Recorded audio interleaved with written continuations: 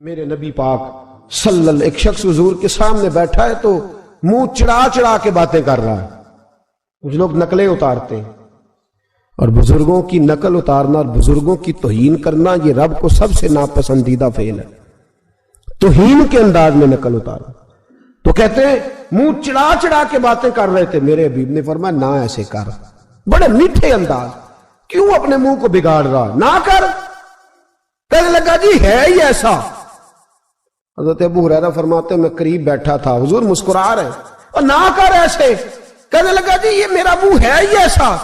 فرماتے ہیں میں دیکھ رہا تھا حضور کے چہرے کا رنگ بدلا, آنکھوں میں جلال آیا. فرمایا اچھا جا پھر ایسا ہی ہو جائے, جا پھر ایسا ہی ہو جائے. کہتے ہیں میں نے دیکھا اس آدمی کا منہ بگڑ گیا. حضرت ابو ہریرہ فرماتے ہیں وہ رویا کرتا تھا مدینے کی گلیوں میں اور کہتا تھا کوئی مجھے معافی لے دو, لیکن گرا جو ان کی نگاہ سے وہ سنبھل نہیں سکتا. گرا جو ان کی نگاہ سے کبھی سنبھل نہیں سکتا. کوئی ایسا کام نہ کرے, کوئی ایسا کام نہ کرے, کوئی بھی, جس سے حدیث صحیح میں موجود ہے بنی اسرائیل کے ایک شخص نے اپنی ماں سے بد دعا لی تھی اور عابد زاہد تھا, لیکن ماں کا نافرمان تھا. تو اماں نے کہا جا مرنے سے پہلے تو آزمائش میں مبتلا ہو جائے. رب کی خفیہ تدبیر سے ڈرنا چاہیے. تو مرنے سے پہلے ایسی آزمائش میں ڈال گیا کہ ایک بری عورت نے الزام لگا دیا. لگا الزام, لیکن زمانے میں رسوائی چاروں جانب ہو گئی. تو لوگ آ کے کہتے تھے تیرے ساتھ کیا بنا؟ کہتا کچھ بھی نہیں, میری اماں نے میرے لیے بد دعا کی تھی, اس کا رنگ دیکھ رہا ہوں. کیوں میں نے ستایا اپنی ماں کو؟ توبہ کر, دعائیں لیا کریں زندگی میں. بد دعاؤں والے کام ہم تو 1 منٹ لگاتے ہیں بد دعا لینے میں, 1 منٹ لگاتے, 1 منٹ.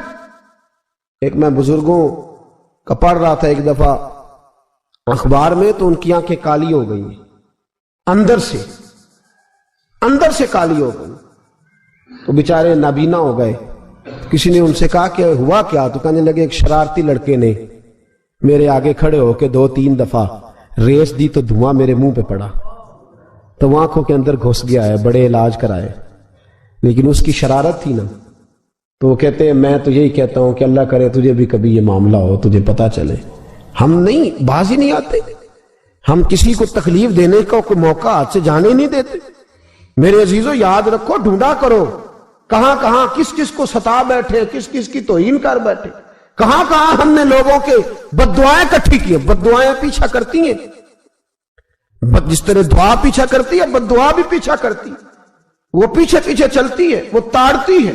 عتبہ نے میرے رسول پاک صلی اللہ علیہ وسلم کی بے ادبی کی. حضور علیہ السلام کے چہرہ انور پر اس نے معاذ اللہ ثم معاذ اللہ تھوکنے کی ناپاک جسارت کی.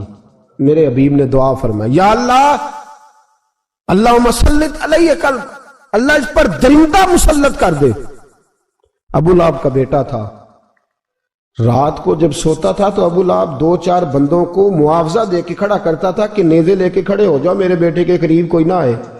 توجہ ہے آپ کی, نیزے لے کے کھڑے ہو جاؤ. لوگ کہتے تو انہیں نبی بھی نہیں مانتا اور بات ہر ایک مانتا ہے, پیغمبر بھی نہیں مانتا. تو ان کے جملے, کہنے لگا میں مانوں نہ مانوں بات الگ ہے, لیکن میرا تجربہ ہے جو اس کے منہ سے نکل جاتا ہے وہ ہو جاتا ہے, جو ان کی زبان اطہر سے نکل جاتا ہے وہ. ایک سفر پہ جا رہے تھے, قیام کرنا تھا, سونا تھا, 4 پائیاں لگی چاروں جانب. تو بیچ میں ابو لہب نے اپنے بیٹے کی 4 پائی لگائی, بیچ میں. جاگ رہے ہیں آپ لوگ؟ ارد گرد دوسرے لوگ سوئے بیچ میں, اور لوگ کہنے لگے تو پاگل ہو گیا ہے, اگر کوئی شیر آئے گا تو باقیوں کو نہیں کاٹے گا, صرف اس کو کاٹے گا. کہنے لگا بد دعا تو اس کے لیے ہوئی ہے, دعائے ضرر تو اس کو ملی ہے, اسی پہ مسلط ہوگا. شیر آیا رات کے اندھیرے میں, لوگ تھکے ہوئے تھے, ایک بندہ جاگ رہا تھا. وہ کہتا ہے اس نے سب کے منہ سونگے لیکن کسی کو اس نے تکلیف, کسی کو تکلیف. سونگتے سونگتے عتبہ تک آیا, اور لفظوں کا فرق دیکھیے گا, آیا ہے, چیرا ہے, پھاڑا ہے, ٹکڑے کیے, حصے بکھرے کیے, لیکن ایک بوٹی بھی نہیں کھائی. مار دیا, چہرہ بگاڑ دیا, وجود کاٹ دیا, چلا گیا قتل کر کے, کھایا نہیں ایک لقمہ بھی اس کے وجود. بھائی درندے پھاڑنے آتے ہیں کہ کھانے آتے ہیں؟ وہ کھایا نہیں, پھاڑ کے چلا گیا. تو لوگ سویرے پوچھنے لگے صحابہ سے کہ ماجرا کیا ہے؟ تو گویا صحابہ زبان حال سے کہہ رہے تھے گستاخ کا گوشت گندا ہوتا ہے، جانور بھی نہیں کھایا کرتے، گندا ہوتا ہے۔ یہ ہے میت کسی بے ادب کی، منہ دکھانے کے قابل نہیں ہے، ان کے دشمن پہ لعنت خدا کی، وہ رحم پانے کے قابل نہیں ہے۔ میرے رسول پاک صلی اللہ علیہ وسلم کی زبان اطہر سے اگر کبھی کسی شخص کے لیے ایسا جملہ نکل گیا تو پھر اس نے بھی اس کا پیچھا کیا، لیکن میرے حبیب نے دعائیں ہی دی ہیں۔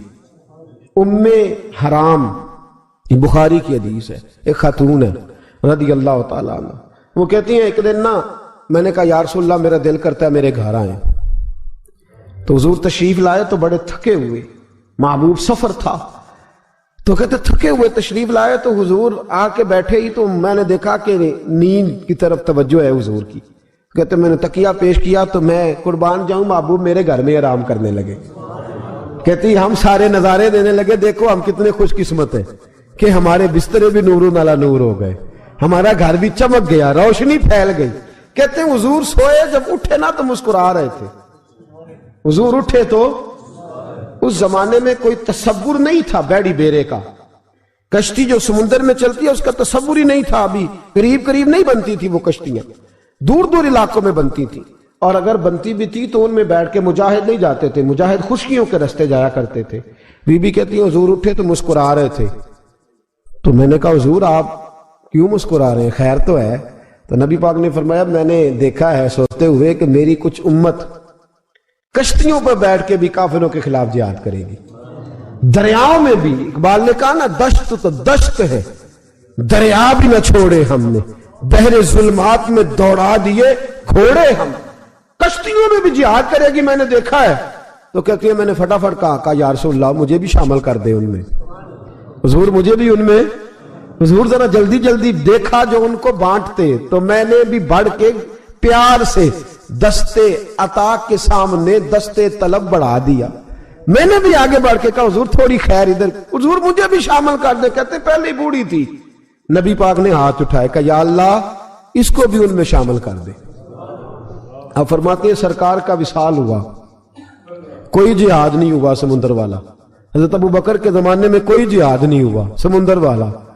مجھے لوگ کہتے تو نے مرنا کب ہے، میں نے کہا جب تک کشتی والا جہاد نہیں ہو جاتا، جب تک کشتی والا، جو دن کو کہہ دیا دن ہے تو دن نکل آیا، جو شب کو کہہ دیا شب ہے تو رات ہو کے رہی۔ خدا نے ان کی زبان کو وہ اختیار دیا، جو نکلی منہ سے ان کے وہ بات ہو کے رہی۔ فرمایا جب تک کشتی والا جہاد نہیں ہوتا میں نے مرنا۔ تو پھر بابے کو کہنے دو نا عرش فرشتے بانگا ملیاں، مکے پہ گئی شور، اور بلے شاہ ایسا نہیں مرنا، گالی بکی بلے شاہ ایسا نہیں مرنا ہے، مر گیا ہی کوئی اور تے بارت شاہ کدو مر دے جنہ کیتیاں نیک کمائیاں نے، بات ہی ختم کر دی، او کدو مر دے جنہ کیتیاں نیک کمائیاں نے۔ حضرت سلطان باہو رحمت اللہ علیہ فرماتے ہیں کامل پیر اونا دے باہو قبر جنہ دی جیوے، فرمایا میں نہیں مرتی۔ حضرت اسرائیل نہیں آتے، وہ چھو کے گزرے گئے، کہتے بہنیں بھی چلی گئیں، بھائی بھی چلے گئے، خامد بھی چلا گیا، بچے بھی کئی گئے، اور میں اسی حالت میں۔ حضرت ابو بکر صدیق کا وصال ہوا، حضرت عمر کا وصال ہوا، حضرت عثمان کا، گن رہے ہیں آپ لوگ، حضرت ابو بکر کے 2.25 سال، حضرت سیدنا عمر فاروق کے کم و بیش 10 سال، حضرت عثمان غنی کے تقریباً 11 سال، کتنا عرصہ ہو گیا؟ کہتی ہیں کوئی، پھر حضرت علی کے 4.5 سال۔ بی بی کہتی ہے میں ترو تازہ تندرست کی تندرست لوگ پہتے ہو، بی بی تیرے ساتھ والے سارے چلے گئے، تو کب جائے گی؟ تو میں کہتی ساڑھے نبی دی زبان، ساڑھے نبی دی زبان، ساڑھے واسطے قرآن، میں کیسے جاؤں، ابھی جہاد ہی نہیں ہوا۔ کہتے ہیں خلفائے راشدین نے پردہ کیا، حضرت امیر معاویہ کا دور آیا، اور حضرت امیر معاویہ نے قسطنطنیہ کے لیے جب مجاہد بھیجے تو سمندر کا رستہ تھا۔ کہتی ہیں جب سواریاں جانے لگی تو کہنے لگے کچھ بیویوں کی بھی ضرورت ہے کھانا پکانے کے لیے۔ کہتی ہے میں ہاتھ بھی کھڑا کرتی رہی، درود بھی پڑھتی رہی، اور محمد کی صداقت پر شکر بھی ادا کرتی رہی۔ کہتے ہیں میں نے ہاتھ کھڑا کیا تو مجھے کچھ لوگ کہنے لگے بی بی تو سلیکٹ ہو جائے گی، تو بوڑھی ہے۔ تو کہتی ہے میں نے کہا سلیکٹ ہو کیا جاؤں گی، مجھے جانے والے سلیکٹ کر کے گئے ہیں، مجھے سلیکٹ کیا گیا ہے، جنہوں نے ظاہری پردہ کیا ہے نا سلیکٹ مجھے۔ حضور نے دعا کر دی تھی تو نبی پاک کی دعا، فرماتی ہم نے کشتی میں بھی بیٹھی، جہاد بھی کیا، اور جس دن وہ جہاد ختم ہوا حضرت ام حرام کا وصال ہو گیا۔ تو لوگوں سے پوچھتے بی بی چلی گئی؟ کہنے لگے ہاں، مصطفیٰ کا کیا ہوا وعدہ جو پورا ہو گیا ہے، میرے محبوب نے جس کو دعا دے دی، میرے رسول کریم نے جس کے لیے دعا کر دی۔